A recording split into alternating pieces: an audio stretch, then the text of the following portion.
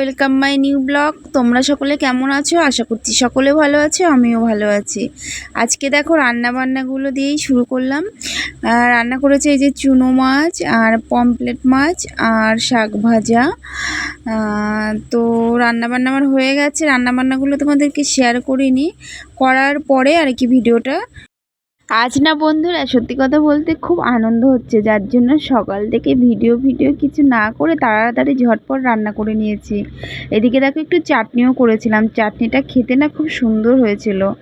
আর এখানে মাম্মামকে একটা লেবু দিয়েছিলাম কেটে, ওকে প্রতিদিন হয়তো বা 2-1 দিন মিস যায় একটা করে লেবু দিই। তো দেখো রান্না ছাড়ার পরে সব কিছু কমপ্লিট করে আমি এখন স্নান করে চলে এসেছি।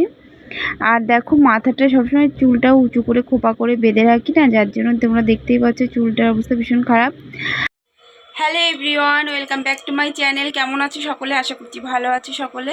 আজ হচ্ছে মঙ্গলবার, 16ই জুলাই। আজ আমরা যাচ্ছি দীঘা। তো প্রত্যেক বছরই আমরা যাই, এবছরও যাচ্ছি। তো আজকে সারাটা দিন কি করব, সকাল থেকে কিছুই শেয়ার করতে পারিনি। সকাল থেকে বৃষ্টি হচ্ছিলো, এখন আবার এই দেখো রৌদ্র বেরিয়েছে।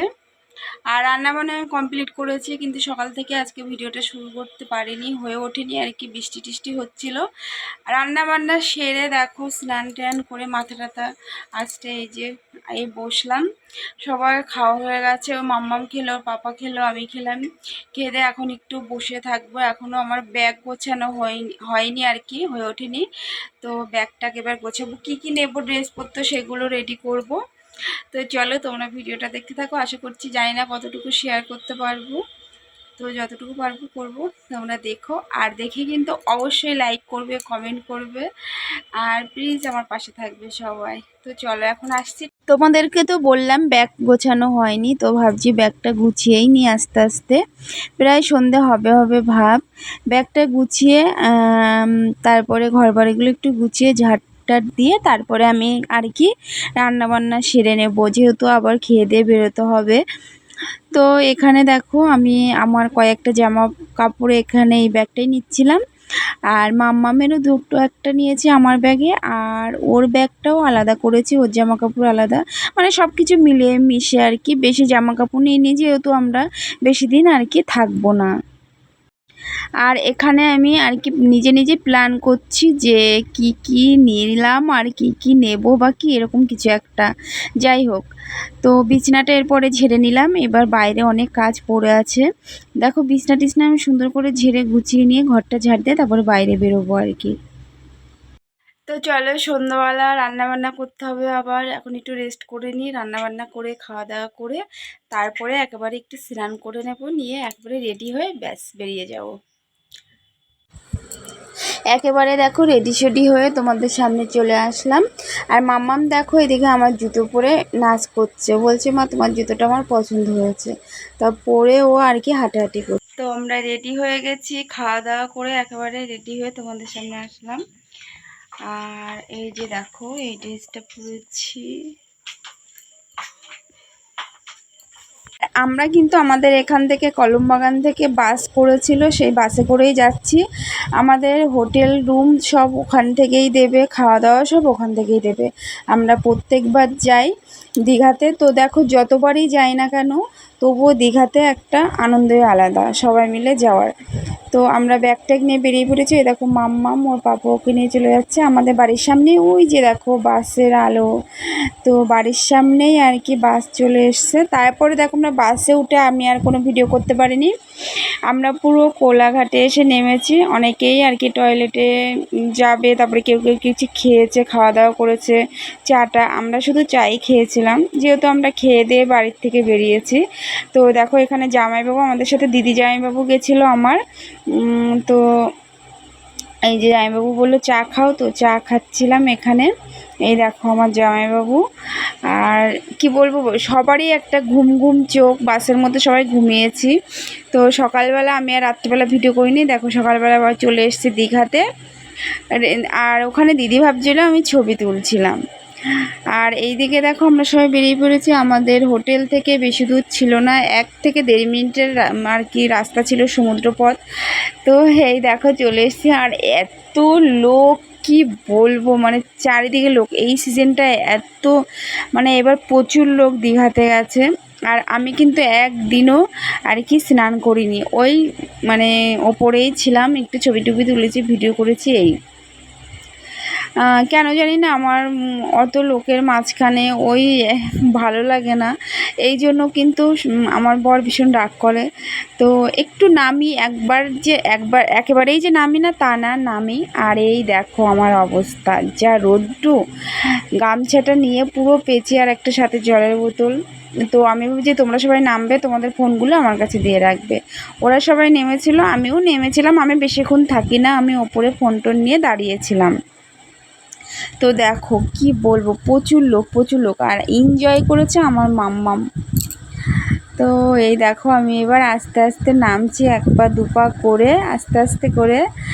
আর সত্যি কথা বলতে সমুদ্র আমার বেশ ভালো লাগে, আমি পাহাড়েও গেছি কিন্তু আমার কাছে সমুদ্রই ভালো লাগে।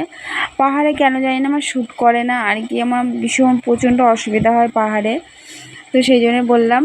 আর ওই দেখো আমার মাম্মাম ওর পাপার সাথে, ওরা খুব এনজয় করে। তারপরে আমরা কিছুক্ষণ জলে, আজকে বেশিক্ষণ ছিলাম না যেহেতু অনেকটা জার্নি করে আর কি এসছি, তারপরে সোজা চলে গেলাম আমরা খেতে। আমাদের যে হোটেল ছিল সেই হোটেলের 4 তলায় রান্না বান্না খাওয়া দাওয়া সব ব্যবস্থা ছিল। তো আজকে প্রথমে দিয়ে দিল পটল চিংড়ি, না ডাল, আলুর চিপস, পটল চিংড়ি, তারপরে চিকেন কষা আর চাটনি পাঁপড়, এইগুলো ছিল আজকের মেনু। তো আমি হয়তো প্রত্যেক দিন ভিডিও করিনি, কিন্তু কিছু কিছু ক্লিপ আমার কাছে আছে, আমি সবগুলোই তোমাদেরকে শেয়ার করব। আর এই দেখো ওই যে বিল্ডিংটা সাদা, ওইটার পরেই আর কি সমুদ্র। তো বেশি, আর এখানে দেখো মাম্মামরা আমাদের হোটেলের নিচে একটা বাচ্চাদের খেলার জায়গা মতো আছে, সেখানে ওরা খেলছিল। এখনো পুরোপুরি হয়নি দেখো, তো বেরিয়ে গেছি, সবাই রেডি হয়ে গেছে।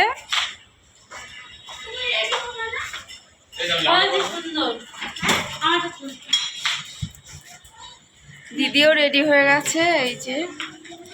আর আজকে আমি এই দেখো জামা কাপড় দিকে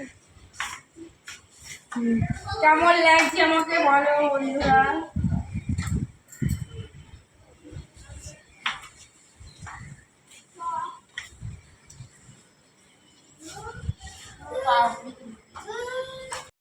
আর আমরা কিন্তু এসে জামা কাপড় সব যেগুলো পরে এসেছি, তারপরে যেগুলো পরে স্নান করেছি সব কেচে, তারপরে একটু খাওয়া দাওয়া করে রেস্ট নিয়ে এখন এই যে বেরোচ্ছে আর কি, আবার একটু সমুদ্রের পাড়ে যাব ঘুরতে, এইটাই। তো এই দেখো জামা কাপড় প্রায় শুকিয়ে গেছে। আর সব থেকে মেন ব্যাপার, দিদি একটা দড়ি নিয়ে এসেছে বুদ্ধি করে, যেটা এই ব্যালকনিতে টাঙানো হয়েছে, আমার বর টাঙিয়ে দিয়েছে, ওখানে আমরা জামা কাপড় মেলেছি। আর এই যে আমাদের পাশের নিচের রুমে আর কি, এই দাদাদের রুম ছিল, তো দাদাদের রুমে আমরা একটু এসছিলাম ঘুরতে, মানে আর কি যাচ্ছিলাম, যার জন্য একটু ওই ঢুকলাম আর কি ওদের রুমটা, ওরা কী করছে তাই দেখছিলাম। আর এই দেখো আমরা বেরিয়ে গেছি, আর বাইরে বেরিয়ে এত সুন্দর হাওয়া, কি বলবো, মনটা পুরো ভরে গেল। সবাই মিলে ঘোরার মজাই আলাদা। প্রত্যেক বছর কিন্তু আমরা দীঘাতে আসি, এমনকি শীতকালেও মাঝে মধ্যে চলে আসি আমরা, কি বলবো। আর এই দীঘাতে আগের বছর ঠিক এরকম সময় আমার বোনের বড় ছিল আমাদের সাথে, যার জন্য যাওয়ার সময় আমার মনটা ভীষণ খারাপ ছিল। আমি আগের বছর আমরা যখন আর কি বাসে উঠেছিলাম, আমি জানতাম না যে ও যাবে, ও হুট করে আমাদের সাথে বারাসাত থেকে বাসে উঠে পড়েছিল, একটা আর কি সারপ্রাইজ দিয়েছিল, এই কারণে আমার ভীষণ মনটা খারাপ ছিল, কি বলবো, সারাটা রাস্তায় ভীষণ কষ্ট পেয়েছি। আর দেখো ওয়েদারটা, ওইদিকে আকাশের চাঁদ, আর পূর্ণিমা ছিল যেহেতু, আর ওয়েদারটা এত সুন্দর লাগছে। আর দেখো, আর আজকে আমি এই ওয়ান পিসটা পরেছি, কি বলো তো, ইদানিং মানে একটু বেশি মোটা হয়ে গেছি না, যার জন্য কোনো ড্রেস পরলে না একটু মানে মানানসইটা খুব একটা আর হয় না, মানে কি বলবো তোমাদেরকে। তো তবুও আমার এই ওয়ান পিসটা কিন্তু অনেক আগেরকারের, আমার সেরকমভাবে পরা হয়নি, তো ভাবলাম এবছর দীঘাতে নিয়ে গিয়েই পরবো এটা। তারপরে সমুদ্র পাড়ে কিছুক্ষণ থাকার পর বাচ্চা কাচ্চা যেহেতু ছিল, ওখানে বসে আমরা একটু কফি টফি খেলাম, খাওয়ার পরে তারপরে দিদি বলল মাছ ভাজা খাবো, তো ওই জন্য চলে আসলাম। তো চিকেন পোড়া খাইনি, যেহেতু দুপুরবেলা চিকেন টিকেন খেয়েছি। আর এইদিকে দেখো, এই যে সত্যি কথা বলতে দীঘার থেকে আমার দীঘার কোনো জিনিসই আমার সেরকমভাবে পছন্দ হয় না, জিনিসপত্র আর কি। তো তারপরে দেখো আমরা চলে আসলাম বাড়িতে, মাছ ভাজা টাজা খাওয়া দাওয়ার পরে তারপর ফুচকা টুচকা খেয়েছিলাম। তো চলো আজকের মতো টাটা বাই, দেখা হচ্ছে নেক্সট ব্লগে।